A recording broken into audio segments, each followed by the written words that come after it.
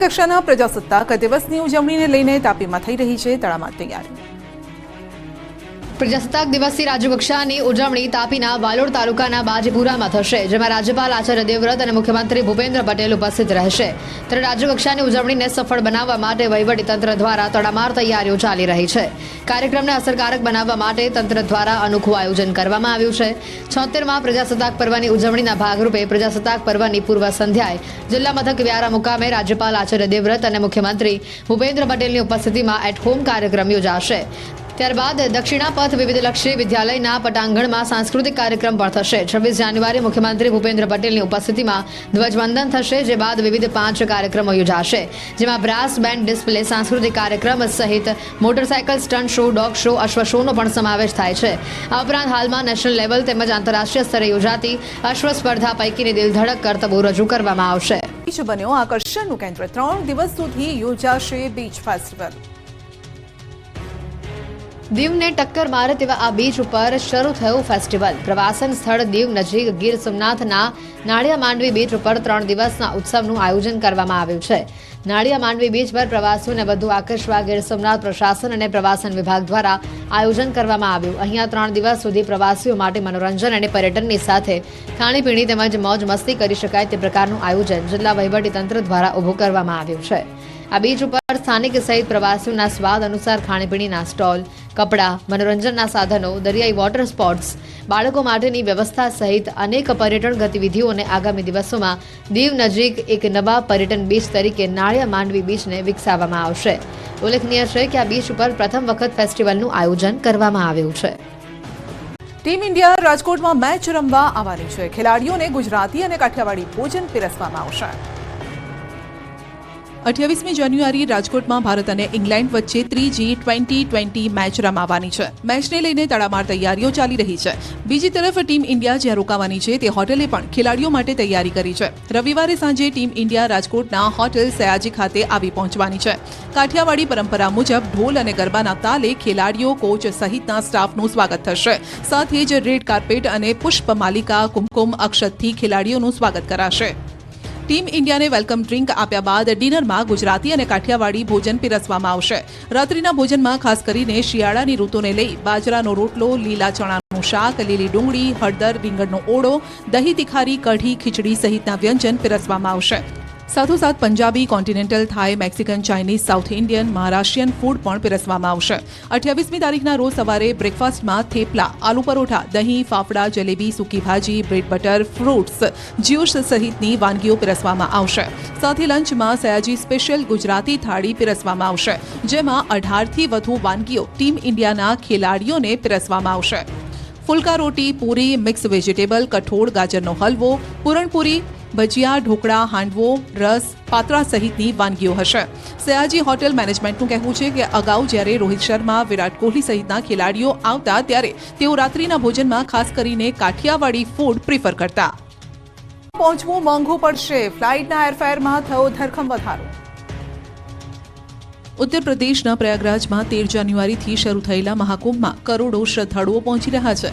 મહાકુંભમાં પવિત્ર સંગમમાં ડૂબકી લગાવવા માટે દેશ વિદેશથી ભક્તો પહોંચી રહ્યા છે। મહાકુંભમાં પ્રથમ શાહી સ્નાનમાં કરોડો લોકોએ આસ્થાની ડૂબકી લગાવી। ગુજરાતમાંથી પણ મોટી સંખ્યામાં ભક્તો પ્રયાગરાજ જઈ રહ્યા છે અને જવાના છે, પરંતુ ગુજરાતમાંથી પ્રયાગરાજ પહોંચવું મોંઘું પડી રહ્યું છે। મહાકુંભમાં જવા માંગતા લોકો માટે માઠા સમાચાર। પ્રયાગરાજ જતી ફ્લાઇટના એરફેર એટલે કે ભાડામાં થયો છે ધરખમ વધારો। અમદાવાદના ટૂર ઓપરેટર મુજબ પ્રયાગરાજ માટેની ફ્લાઇટનું એરફેર સામાન્ય દિવસોમાં જ્યાં 7,000 હતું તે હાલ 40થી 45,000 પહોંચ્યું છે। ટૂર ઓપરેટરને હાઈએસ્ટ ઇન્ક્વાયરી મહાકુંભમાં જવા માટેની આવી રહી છે। રોજના 150 જેટલા ફોન આવી રહ્યા છે। સુરેન્દ્રનગરના 5થી વધુ ગામોને જોડતા રસ્તાના અધૂરા કામથી લોકો હેરાન પરેશાન। સુરેન્દ્રનગરના વઢવાણમાં બિસ્માર રોડની ધીમી કામગીરીથી વાહન ચાલકો મુશ્કેલીમાં મુકાયા। 5થી વધુ ગામોને જોડતા રસ્તાના નવીનીકરણના અધૂરા કામથી વાહન ચાલકો તોબા પોકારી ઉઠ્યા છે। વઢવાણના માળોદ, ગોલડિયાદ, રામપરા સહિતના ગામોને સુરેન્દ્રનગર સાથે જોડતા બિસ્માર રોડના નવીનીકરણની તંત્રએ 3 માસ અગાઉ જ કામગીરી હાથ ધરી હતી. અંદાજિત 3 કિલોમીટરના આ રસ્તાને નવો બનાવવાની કામગીરી શરૂ કરીને રસ્તા પર મેટલ નાખી કામગીરી હાથ ધરાઈ, પરંતુ થોડા દિવસ કામગીરી કર્યા બાદ આ રોડનું કામ અધૂરું મૂકી દેવાયું, જેથી રોડ પર ધૂળની ડમરીઓ ઉડી રહી છે. વાહન ચાલકોને અકસ્માતનો ભય સતાવી રહ્યો છે. સ્થાનિકોના કહ્યા મુજબ આ રસ્તા પર ગુરુકુળ શૈક્ષણિક સંકુલ આવેલું છે, તેમજ 5 થી વધુ ગામોના વિદ્યાર્થીઓ સહિતના હજારો લોકો દૈનિક આ રસ્તાનો ઉપયોગ કરે છે. તેમને મોટી હાલાકી વેઠવાનો વારો આવ્યો છે. રોડ પર ઠેર ઠેર માટી અને કપચીના ઢગલાના કારણે અજાણ્યા વાહન ચાલકોને અકસ્માતનો ભય સતાવે છે. તંત્ર જાણે રસ્તાની નવીનીકરણની કામગીરી શરૂ કર્યા બાદ આ રસ્તાને જો ભૂલી ગયું હોય તેવી સ્થિતિ સર્જાય છે, ત્યારે વહેલી તકે રોડનું સમારકામ કરવાની લોકમાંગ છે. નીકળ્યો કોલ્ડ પ્લેનો સિંગર, અડધી રાત્રે મોપેડ પર કરી સવારી. કોલ્ડ પ્લેના સિંગર ક્રિસ માર્ટિન અમદાવાદની ગલીઓમાં મોપેડ લઈને ફર્યા. કોલ્ડ પ્લેના ગાયક અને લેખક ક્રિસ માર્ટિન અડધી રાત્રે અમદાવાદમાં ફરી રહ્યા હોવાનો એક વિડીયોમાં દાવો કરાઈ રહ્યો છે. કલાકારે અમદાવાદની ગલીઓમાં મોડી રાત્રે મોપેડ પર સવારી કરી હતી. ક્રિસ માર્ટિનનો એક વિડીયો વાયરલ થયો, જેમાં તેઓ એક મોપેડ પર પોતાની મસ્તીમાં ફરી રહ્યા છે. કોન્સર્ટ માટે અમદાવાદ આવેલા કોલ્ડ પ્લે સિંગર ક્રિસ માર્ટિને અડધી રાત્રે શહેરની મુલાકાત લીધી હતી, જે કોન્સર્ટ માટે સંગીત રસિકો ઘેલા બન્યા છે. જેના કોન્સર્ટ માટે દેશભરમાંથી સંગીત પ્રેમીઓ અમદાવાદ આવી પહોંચ્યા છે. તે ક્રિસ માર્ટિન મોડી રાત્રે મોપેડ પર બિલકુલ સામાન્ય વ્યક્તિની જેમ અમદાવાદ શહેરમાં ફરતા જોવા મળ્યા. ઉલ્લેખનીય છે કે અમદાવાદીઓ 2 દિવસ કોલ્ડ પ્લે કોન્સર્ટમાં ઝૂમશે. નરેન્દ્ર મોદી સ્ટેડિયમમાં બપોરે 2 વાગ્યાથી જ દર્શકોની એન્ટ્રી શરૂ થઈ ગઈ હતી. હરિદ્વાર જતા ગુજરાતીઓ માટે ખુશખબર, ભાવનગરથી સપ્તાહમાં 2 વખત ટ્રેન ઉપડશે. હરિદ્વાર જતા શ્રદ્ધાળુઓ માટે ખુશખબર આવ્યા છે. ભાવનગરથી હરિદ્વાર જતી ટ્રેન હવે અઠવાડિયામાં 2 વખત ઉપડશે. ભાવનગર હરિદ્વાર સાપ્તાહિક ટ્રેનને મળી રહેલી અભૂતપૂર્વ સફળતાને કારણે રેલવે વિભાગને સારી આવક મળી રહી છે. ત્યારે આ ટ્રેનને સપ્તાહમાં 2 વખત ચલાવવા માટે કેન્દ્રીય મંત્રી નીમુબેન બાંભણિયાએ ભાવનગરમાં રેલવે તંત્ર સાથે બેઠક યોજી હતી.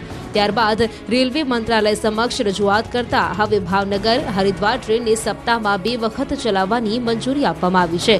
જો કે રેલવે વિભાગ દ્વારા આ ટ્રેનને સપ્તાહમાં 2 વખત ચલાવવા માટેની સત્તાવાર ઘોષણા હજુ બાકી છે, પરંતુ સોમવારે અને ગુરુવારે આ ટ્રેનનું સંચાલન કરવામાં આવશે. અત્રે ઉલ્લેખનીય છે કે જો આ ટ્રેનને વાયા દિલ્હી ચલાવવામાં આવે તો યાત્રાના કલાકો અને મુસાફરી ભાડામાં પણ રાહત મળી શકે તેમ છે. ઘરના ઘરનું સ્વપ્ન રહ્યું અધૂરું, 9 વર્ષ બાદ પણ લાભાર્થીઓને નથી મળ્યા આવાસ. મહીસાગર જિલ્લાના સંતરામપુર નગરમાં અંદાજિત 6.40 કરોડના ખર્ચે 272 બહુમાળી આવાસોનું કામકાજ શરૂ કરવામાં આવ્યું છે. અંદાજિત 12 વર્ષ પહેલા 2013માં આવાસોનું કામ ચાલુ થયું હતું, પરંતુ આ કામ એવું તો ખોરંભે ચડ્યું કે વર્ષ 2016થી આ આવાસો અધૂરા જ છે. હાલમાં સ્થિતિ એવી છે કે આવાસ જર્જરિત બની ચૂક્યા છે. આવાસોના કામ શરૂ થયાને 9 વર્ષ વીતી ગયા છતાં પણ આવાસોની કામગીરી અધૂરી છે. જે આવાસો જરૂરિયાતમંદ લોકો માટે બનાવાઈ રહ્યા હતા તે લોકો માટે હવે આ આવાસો સપના બનીને રહી ગયા છે. નવાઈની વાત તો એ છે કે આવાસોની કામગીરી અધૂરી હોવા છતાં કોન્ટ્રાક્ટરને મોટાભાગની રકમ ચૂકવી દેવામાં આવી છે. નગરપાલિકાએ આવાસોનું અધૂરું અને જર્જરિત કામ હોવા છતાં કોન્ટ્રાક્ટરને 5.25 કરોડ રૂપિયા ચૂકવી દેવામાં આવ્યા છે. ત્યારે આ સમગ્ર બાબતે નગરપાલિકાના ચીફ ઓફિસર કંઈ પણ કહેવા તૈયાર નથી, પરંતુ અહીં ગરીબ લોકોને જ ભોગવવાનો વારો આવ્યો છે. શિક્ષકની જરૂર છે ત્યાં માત્ર એક જ શિક્ષક છે. જામનગરના છેવાડાના ગામની આ સ્થિતિ. જામનગર જિલ્લાના છેવાડે આવેલા જામદુધઈ ગામે શિક્ષણની સ્થિતિ ખૂબ જ કફોડી જોવા મળી રહી છે. અહીંયા જામદુધઈ નજીકથી નેશનલ હાઈવે પસાર થતા જૂના ગામની પ્રાથમિક શાળા કપાતમાં આવી છે અને શાળાને તોડી પાડવામાં આવી છે. હવે 1 વર્ષ જેવો સમય વીતી ગયા છતાં પણ બાળકોને 1 કિલોમીટરથી વધુ દૂર ચાલીને બંધ થઈ ગયેલી તાલુકા શાળાએ આશરો લઈને અભ્યાસ કરવા જવા મજબૂર બનવું પડી રહ્યું છે. આટલી હેરાનગતિ વેઠી બાળકો ચાલતા 2 કિલોમીટર દૂર ભણવા જાય છે, પરંતુ ત્યાંની સ્થિતિ જાણીને આપને પણ સવાલ થશે કે શું આ રીતે ભણશે ગુજરાત? અહીંયા વિદ્યાર્થીઓ ભણવા તો જાય છે, પરંતુ તેમને કોઈ ભણાવનાર જ નથી. આ શાળામાં બાલવાટિકા તેમજ ધોરણ 1 થી 8 વચ્ચે માત્ર એક જ શિક્ષક અભ્યાસ કરાવે છે. જ્યારે અમે શિક્ષક સાથે વાત કરી ત્યારે તેમને જાણવા મળ્યું કે છેલ્લા 1 વર્ષથી આ શિક્ષક એકલા જ અહીંયા ભણાવે છે. જ્યાં 5 શિક્ષકો હોવા જોઈએ ત્યાં ફક્ત એક જ શિક્ષકથી કામ ચલાવવામાં આવી રહ્યું છે. જે વિદ્યાર્થીઓ શાળામાં ભણવા જતા હોય છે હવે તે પોતે જ શિક્ષક બની બાળકોને ભણાવે છે. વિદ્યાર્થીઓનું કહેવું છે કે તેમને ભણાવવા ફક્ત એક જ શિક્ષક છે અને એ પણ એક સાથે 90 વિદ્યાર્થીઓને કેવી રીતે ભણાવે? તેથી તેઓ પોતે જ અન્ય વિદ્યાર્થીઓને ભણાવે છે. ધોરણ 5 તેમજ ધોરણ 8માં ભણતા વિદ્યાર્થીઓ શાળામાં ભણાવી રહ્યા છે. સ્કૂલમાં ગટરના પાણીનો મુદ્દો ગરમાયો. મનપાની વોટર સપ્લાય સમિતિની બેઠકમાં ઉગ્ર ચર્ચા.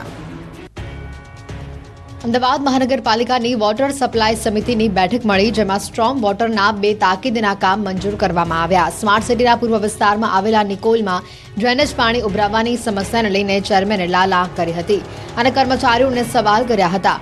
સોસાયટીઓમાં ભરાતા પાણીને લઈને પણ સવાલો કરવામાં આવ્યા અને જો સમસ્યાનો ઉકેલ નહીં લાવવામાં આવે તો જવાબદાર લોકોને સસ્પેન્ડ કરાશે તેવી પણ તાકીદ કરી. નિકોલ વિસ્તારમાં કામગીરી માટે ઉત્તર ઝોન પૂર્વ ઝોન પ્રોજેક્ટ એકબીજાને ખો આપી રહ્યા હતા, જેને લઈને ચેરમેન દ્વારા કડક વલણ અપનાવવામાં આવ્યું. તો બીજી બાજુ અમદાવાદ શહેરની ડ્રેનેજના તમામ મેઇન હોલને જીપીએસ સાથે ટ્રેકિંગ સિસ્ટમથી સજ્જ કરવામાં આવશે. મધ્ય ઝોનમાં પ્રાયોગિક ધોરણે આ કાર્યવાહી કરવામાં આવી હતી અને તે સફળ રહેતા હવે સમગ્ર શહેરમાં આ કામગીરી કરવામાં આવશે. સ્કૂલને ધમકીના મેલ અંગે ખુલાસો. મોસ્ટ વોન્ટેડ મોપ્પલલાલ લક્ષ્મણના મેલથી ધમકી. વડોદરાની શાળા અને યુનિવર્સિટીને બોમ્બથી ઉડાવી દેવાની ધમકી મળતા ખળભળાટ મચી ગયો હતો. ત્યારે વડોદરાની નવરચના સ્કૂલમાં ધમકીભર્યા ઈમેલ મોકલવા મામલે મોટો ખુલાસો થયો છે. એનઆઈએના મોસ્ટ વોન્ટેડ મોપ્પલલાલ લક્ષ્મણના ઈમેલ પરથી તમિલનાડુના ડીજીપીના પુત્રીના નામે ધમકી આપ્યાનો ખુલાસો થયો છે. મેલ ટુ tor.com નામના આ ડાર્ક વેબ ઉપરથી ધમકીભર્યો ઈમેલ મોકલાયો છે. ડ્રગ્સ કેસથી ધ્યાન હટાવવાની બ્લાસ્ટની જરૂર છે તેવું આ ઈમેલમાં લખાણ હતું. ત્યારે આ ઈમેલ ક્યાંથી આવ્યો તેની પોલીસે તપાસ શરૂ કરી છે. પોલીસે ડોગ સ્ક્વોડને સાથે રાખીને શાળામાં તપાસ કરી હતી. ઈમેલમાં પાઇપલાઇનમાં બોમ્બ મૂક્યો હોવાનો ઉલ્લેખ હતો, જેને લઈને બીડીએસની ટીમે સ્કૂલ અને યુનિવર્સિટી પહોંચી તપાસ હાથ ધરી હતી. ત્યારે પોલીસે ધમકી મોકલનારની તપાસ શરૂ કરી છે. હવામાનની પેટર્ન બદલાતા રાજ્યમાં વાતાવરણ બદલાયું. આગાહીકારોએ કહ્યું માવઠું પણ આવી શકે.